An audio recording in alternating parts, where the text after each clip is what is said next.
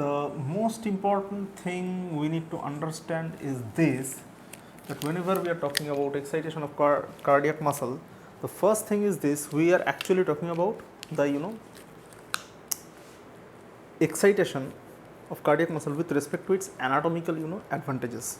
Now listen with all your attention. You already know that what is intercalated disc and how gap junctions and desmosomes are connected to each other, right? Now important point you need to understand is this, that before you start with excitation of cardiac muscle, you must understand that suppose this is a cardiac muscle cell, okay? Suppose this is a cardiac muscle cell and this is another cardiac muscle cell and this is another cardiac muscle cell, okay? Suppose these three, or suppose this is another cardiac muscle cell, okay? Now these three are actually connected via what?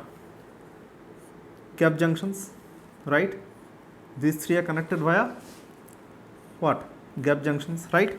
Now whenever one of these cells become excited, one of the cells becomes excited due to the entry of calcium, suppose, clear?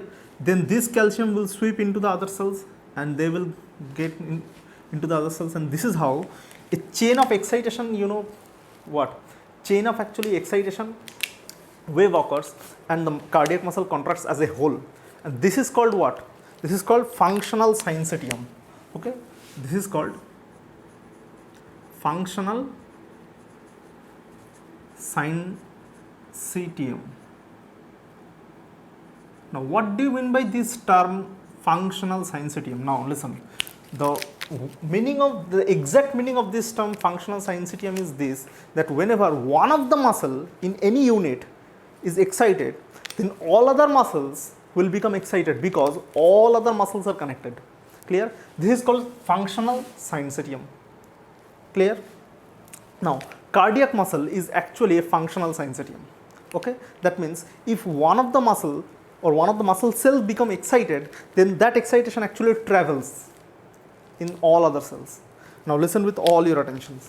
Now very important point here you need to understand about cardiac muscle cells, okay? Now listen, suppose suppose this is your heart, okay? Suppose this is your heart. Now suppose you are a ruthless person and you have taken out my heart, okay? And you have taken out my heart, okay? Now if you have, now listen with all your attention, if you have only cut all the innervations, all the nervous innervations of my heart, if you have only severe all the nervous innervations of my heart, okay, and you have not damaged a single blood vessel, then I can guarantee you that if you are holding my heart, it will pump as long as I live. That means pumping action of cardiac muscles or cardiac muscle as a whole, that is heart, doesn't depend on any nerves because you have already severed all the nervous connections, right? That means what? That means the contractility, the contraction doesn't depend on, now listen with all your attention, the contraction of cardiac muscle never depends on nerves. Contraction of cardiac muscle depends on its intrinsic property to get excited, clear? That means the most important point you need to understand is this, when we are talking about heart, whenever we are talking about heart, the two things you need to understand as a whole is, number one, contractility, okay? Number two, rate of contraction. Now listen with all your attention possible on this earth. The contractility of heart never depends on your nerves, clear? But rate of contraction actually is controlled by your nervous connection. Rate of contraction depends on your nervous connection, clear? That means in 1 minute, what is the contraction rate of your heart, that depends on nerves. That means what happens is this, suppose you have severed all my nervous connections, but you have not severed any blood vessel and you have taken out my heart. That means for the rest of my life, my heart will go on pump like this. But suppose I am exercising, okay, then you will observe that I am actually gasping for more, blood, right? But my heart, as it has got no nerves or no nervous innervations, therefore it will continue like this. That means whatever our nerve is doing, they are actually performing the, function of accelerator and brakes. That means the accelerator for heart is nothing but your sympathetic nervous system, and the brakes are your parasympathetic nervous system. But your actual, car is moving due to what? Due to fuel, that is what? Pacemaker cells. Clear? The car has brakes, okay, and the car has accelerator. Do you think you will tell anyone that your car moves because of accelerator? No, your car moves because of oil. Everybody knows that, right? Clear? So why do you have brakes? So that you can control your speed. Why do you have accelerators and brakes? So that you can control your speed. Exactly. We have accelerators and brakes to control our heart. These are called sympathetic and parasympathetic, nervous system. Now listen. Our heart actually has the oil so that it can actually contract for your entire life. That is pacemaker cells. They have got what? This contractility depends on what? Pacemaker cells.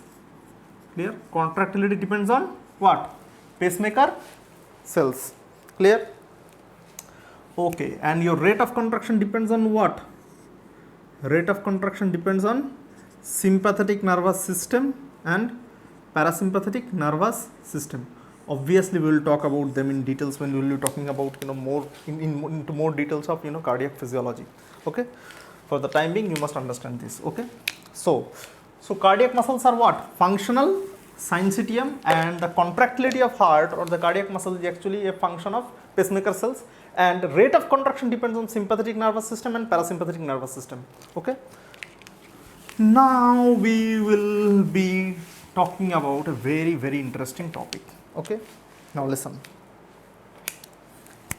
You know that suppose this is our heart. Okay.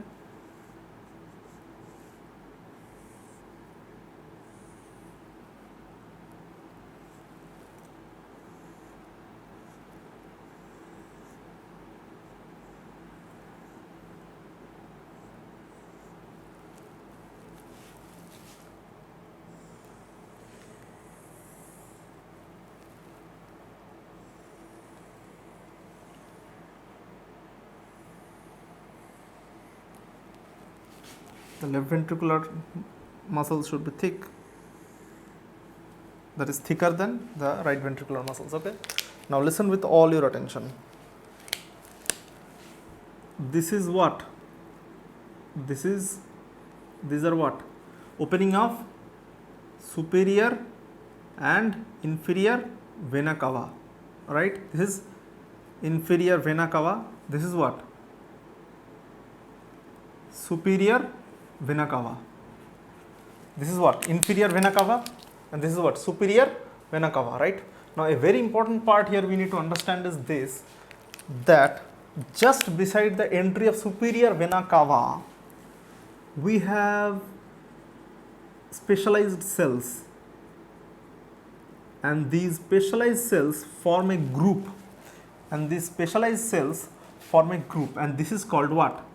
Sinoatrial node, right? This is called sinoatrial node or SAN, right? This is called sinoatrial node or SAN. Now listen with all your attention. What is the specialty of the sinoatrial nodal cells, or what is the specialty of those cells which actually makes up the sinoatrial node? Now listen. Suppose this is your sinoatrial nodal cells. Okay, suppose this is your sinoatrial nodal cell. Okay, or let me simply write it as nodal cell. Suppose these are your nodal cells. Okay, sorry. Now listen with all your attention, and these cells have gap junctions, and with the help of these gap junctions, your cardiomyocytes are attached. Okay, and they are connected by the help of what? They are connected by the help of what? These are what? These are what? Desmosomes, right? Clear? Now, a very important part here we need to understand is this. What is the specialty of this, synoatrial nodal cells and these, cardiomyocytes? The difference is actually, shocking. That is, these nodal cells have a resting membrane potential of minus 90 millivolt. They have a resting membrane potential of minus 90 millivolt. What do you mean by this? These synoatrial nodal cells have a resting membrane potential of minus 90 millivolt. What do you mean by this? You already know what is resting membrane potential in details. Now, a lesser value of lesser value of RMP represents what? That means these nodal cells are more and more negative, right? That means what? That means they will attract the positive charges more. They will attract the positive charges more, right? They will attract the positive charges more. That means what? That means when these nodal cells are attracting more and more positive charges like sodium, calcium, etc., that means they are becoming what? Excited with a low quantity of calcium and sodium. Why? Because they have more negative charge, right? Because the negativity inside them is more, therefore they will attract more positive charges, and therefore they will spontaneously become depolarized. And due to these, calcium, sodium is now entering the cells, they will now run through these gap junctions, and they will also what? Activate these cardiomyocytes. They will lead to the depolarization of these cardiac myocyte cells. Okay. Now, a very important part here we need to understand is this, that in this mechanism, do you think there is a role of any nerves or other things? No, right? Right. That means what? That means cardiomyocytes and pacemaker cells. Cardiomyocytes, when attached to a pacemaker cell, they can undergo depolarization automatically. After a certain period of time, they undergo depolarization and repolarization, then depolarization, and they do it automatically. Clear? They do it what? Automatically. They do it automatically. Okay? That means what? That means cardiomyocytes do not have that special machinery to generate depolarizing current. Now listen with all your attention. When these currents, we will talk about this in details, don't worry. When these currents are first produced, they are called funny currents. They are known by the name of funny currents, okay? We'll talk about details. It's very important for you people to understand what are funny currents, okay? These are called funny currents. Okay? Obviously, the impact of these funny currents are not funny. They are really serious. Now listen. So, the nodal cells are specialized cells which can depolarize automatically. And this wave of depolarization actually spreads across the cardiomyocytes and muscle contracts. Clear? Am I clear to everyone? Clear? How this wave of depolarization actually travels? If you don't understand, just understand that there are interconnected junctions, that means gap junctions, and through these gap junctions what? Calcium, sodium, whatever it is entering in these nodal cells, they will go into the cardiomyocytes. Clear? Am I clear to everyone? During heart attack, what you are saying is this, that, or arterial blocks, these gap junctions, no. Actually, they do not undergo depolarization then. They do not undergo spontaneous depolarization. That is the main thing. He is asking that whether during blockage of heart or blockage of synoatrial node or that, he's asking whether these gap junctions have something to do with that. No, absolutely not. Actually, during nodal blockages, what happens is these nodal cells actually cannot undergo depolarization spontaneously, and therefore we will have to stimulate it from outside. Okay, then it can undergo depolarization, then these usual things can occur. Clear? Okay, clear? So as these nodal cells are undergoing, you know, depolarization automatically, therefore they are also known by the name of pacemaker cells. Clear? Pacemaker cells. Okay, whenever there is problem with pacemaker cells, we actually stimulate them from outside, okay, using batteries and wires. Okay, clear? Okay, so now we will be talking about, you know, the proper, you know, excitation part of cardiac muscle, that is the molecular events occurring when cardiac muscle undergoes excitation. Clear? That means how this cardiac muscle undergoes contraction when this calcium enters this cardiomyocyte. Clear? Okay.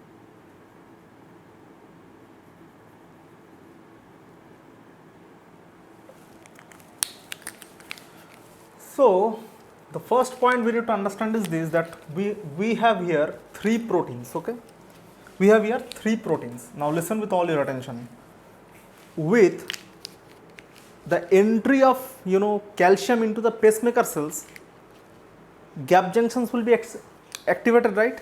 Now listen with all your attention. What will happen is this: when gap junctions are activated, when gap junctions are activated, the first thing we need to understand here is this, that when gap junctions are activated, then sodium and calcium entry will now start into the cell, right?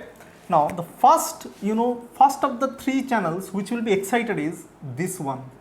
Okay, this is a simple, you know, calcium channel. Okay, this is a simple calcium channel which helps in the entry of calcium into the cells. The first calcium is a very important part we need to understand here, is that this is a calcium channel which helps in the entry of calcium into the cells. Now listen, with the entry of this calcium, now what will happen is this: with the entry of this calcium, a voltage difference will be there in you know, the cell, that is across the what, cell membrane of cells, and therefore this voltage difference will be sensed by this protein. You already know the name of this protein. This is called what? This is called, yes, this is dihydropyridine receptor. Okay, this is DHPR. Now listen, when this DHPR senses a difference in voltage, then it is released, and it is actually, you know, it releases the inhibition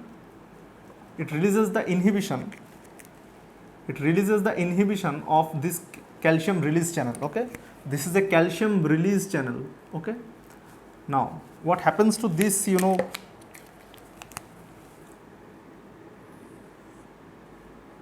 this protein is this, that it moves like this. Okay, here is your cell membrane. Now listen, with the removal of this DHPR from the, you know, from this, you know, calcium release channel, calcium will also flow outside from this channel. Calcium will also flow from this channel. Now listen, this was the first, you know, mechanism by which calcium, you know, enters the cell after the activation by pacemaker cell, and this is the second way by which calcium enters the cell. Okay, now a very important part here we need to understand is this, that name of this receptor is called what? This is called ryanodine calcium release channels. Now a very important part here we need to understand is this, that when these 2 calcium channels are now open, clear, this is what? This is L-type calcium channel. This is L-type calcium channel. Okay, when this L-type and ryanodine calcium release channel, which is another L-type calcium channel, are open, huge amount of calcium rushes into the what? Cytosol of cardiac muscles. Now listen, what happens is this: due to this, a very important thing will happen, that this is called calcium induced calcium release. This is called calcium induced calcium release, or CICR. Okay, Now listen with all your attention. Due to this calcium induced calcium release, what will happen is this, that more and more calcium will come out of what? This is what? This is sarcoplasmic reticulum, right? This is sarcoplasmic reticulum. Now more and more calcium will be added into the cytosol. Now listen with all your attention. When these things are occurring, another important and essential thing will occur, that is sodium will enter, or sorry, sodium will exit by binding with this receptor, and calcium will again enter using this, and this protein will now shift. Okay, this protein will now just shift, and due to this calcium has entered into the cell, right? Calcium has entered into the cell and sodium has moved out. Sorry, sodium has moved out of the cell. Okay, sodium has now moved out of the cell. Now these are the three mechanisms by which calcium now enters the cell of a normal cardiomyocyte. The name of this channel is very important. The name of this channel is NCX, which is sodium calcium exchanger. Sodium calcium exchanger. Clear?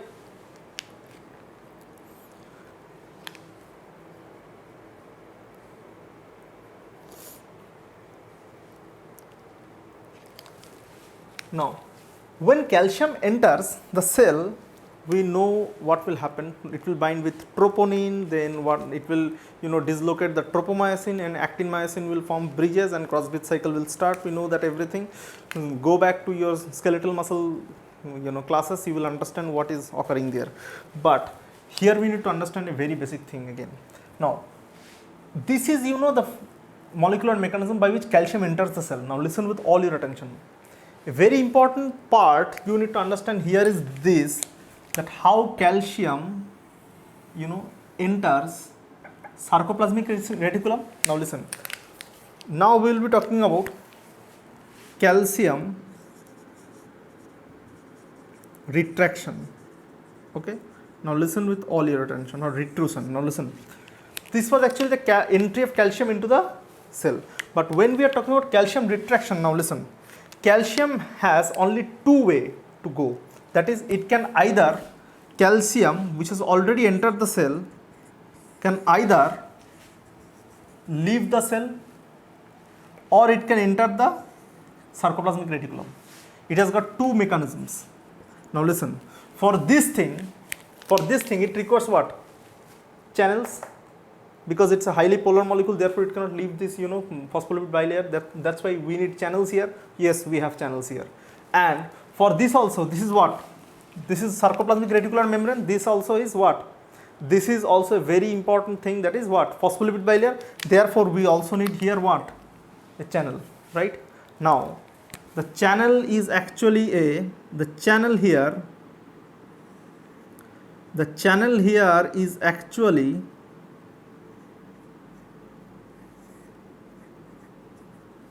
a protein called SARCA. I am not going to tell the full form of SARCA now. What is the name of this SARCA? What is the name of this full form of this SARCA? Sarcoplasmic endoplasmic reticulum calcium ATPase, right? Now listen, this calcium will actually bind with this SARCA and will enter the what? Sarcoplasmic reticulum. Now listen, SARCA utilizes what? SARCA is a what? ATPase. SARCA utilizes ATP and it is converted into ADP. Okay, it is converted into ADPs, right? Now a very, very important part here we need to understand is this, that during normal condition, okay, I will have to draw the SARCA again, okay. During normal condition, what happens is this. Suppose this is your,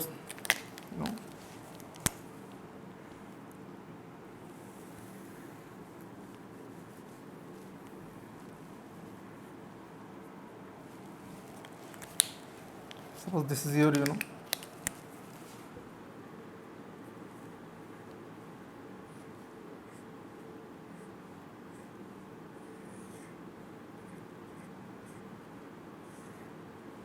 Sarka. Okay. Now a very important point here we need to understand is this, that this Sarka in cardiac muscle is actually inhibited by a protein called phospholemban.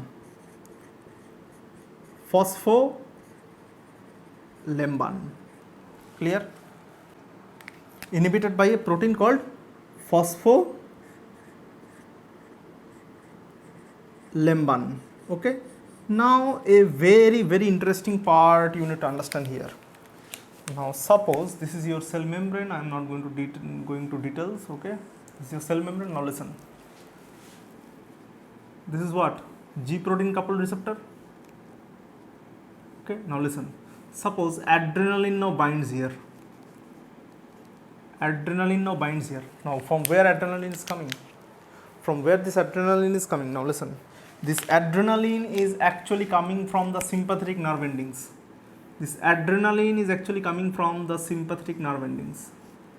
Clear? Adrenaline. Okay. This adrenaline is coming from sympathetic nerve endings. Clear? Now a very important point here we need to understand is this. It is coupled to GS. Now listen. A very important point you need to understand is this. This GS will now activate what? Adenylyl cyclase, and adenylyl cyclase will convert what? ATP into cyclic AMP, and cyclic AMP will now activate what? Protein kinase A. Now listen with all your attention. This protein kinase A will do a very interesting part here. Will play an important role here. Now listen. This protein kinase A actually will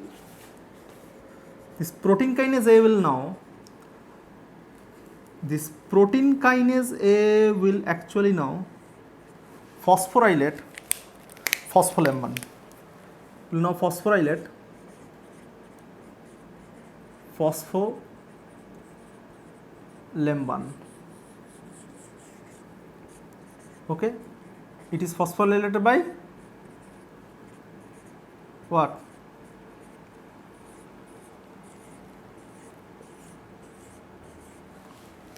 Now listen. When this phospholemban is phosphorylated, when it is phosphorylated, okay, let me do it with another color. When it is phosphorylated, when this phospholemban is phosphorylated, what happens is this inhibition is retracted. There is no inhibition, and therefore this Sarka can now act and can now transport calcium back to the what? Sarcoplasmic reticulum. Okay, sarcoplasmic reticulum utilizing ATP. Okay, clear? Now a very important point here is this, that so the calcium which we are actually helping in contraction, we have successfully taken this calcium and we have successfully taken this calcium and we have put them inside the what? Sarcoplasmic reticulum with the help of Sarka inhibiting phospholemban using adrenaline. Now listen, that sympathetic nervous system actually excites heart, then why it is actually inhibiting phospholemban? Because if phospholemban is inhibited, then calcium will be retracted and contraction of cardiomyocytes will now stop. Now then actually that means adrenaline helps in muscle contraction or relaxation. Now listen, adrenaline actually helps in muscle relaxation, but a very important point you need to understand is this. Now listen with all your attention. A very important part you need to understand is this, that yes, it looks like that it is actually helping muscle relaxation, but it is actually preparing the muscle for another round of contraction so that it can therefore we say that parasympathetic and sympathetic nervous system actually controls contractility, because they, that means this adrenaline actually is helping in another round of contraction. And to start another round of contraction, you need rapid relaxation. Therefore, it is actually, phosphorylating phospholamban. That means it is, or adrenaline is actually helping in contractility or the frequency of contraction.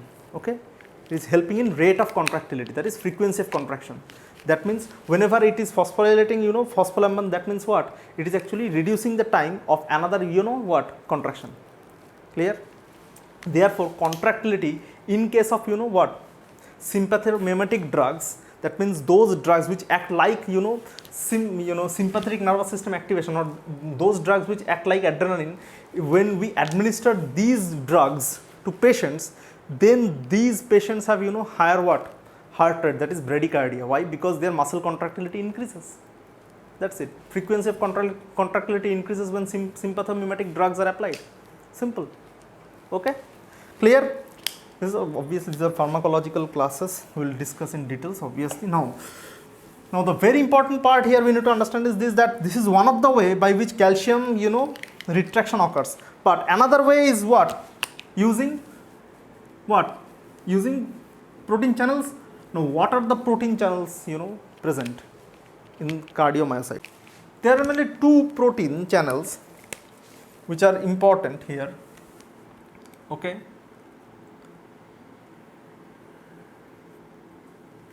Now, listen with all your attention. Okay. Listen with all your attention.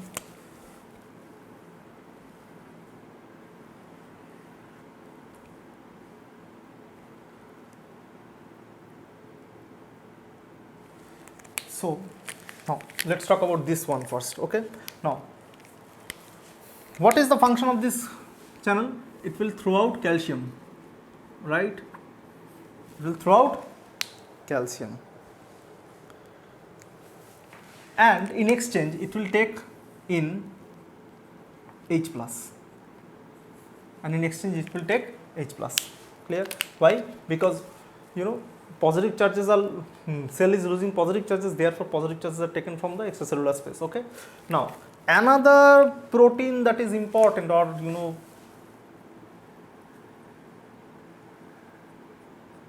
another protein channel which is important is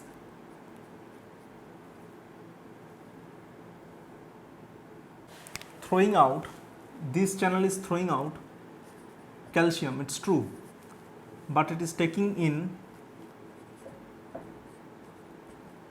3 sodium. It is taking in 3 sodium. Clear? Now, important point here we need to understand is this, that sodium is entering the cell, right? That means it is again a what? Signal of excitation, right? Therefore, there must be a protein which will throw these sodium out and take in what? Potassium, and it will also, it will also hydrolyze ATP for its purpose. What is the name of this protein? This is what? This is actually sodium potassium pump. Okay.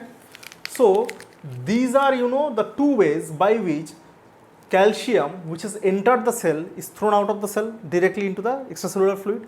But this is one of the best way to, actually preserve the calcium which has entered the cell or which is already in the cell, so that it can be again reutilized in the next round of, contraction. A very important point here is this, that not very important, but the name of this channel which, kicks out calcium and takes in H plus is PMCA. Okay. Some proportion of calcium is also taken in by mitochondria. Okay. Some proportion, a very small proportion, is also taken in by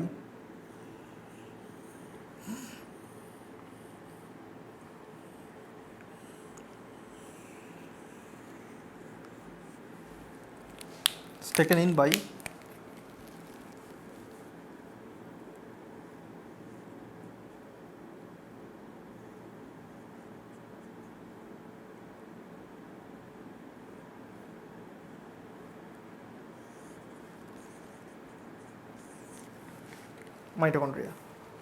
Clear? A very small portion of calcium is also taken in by mitochondria itself. Clear? Okay.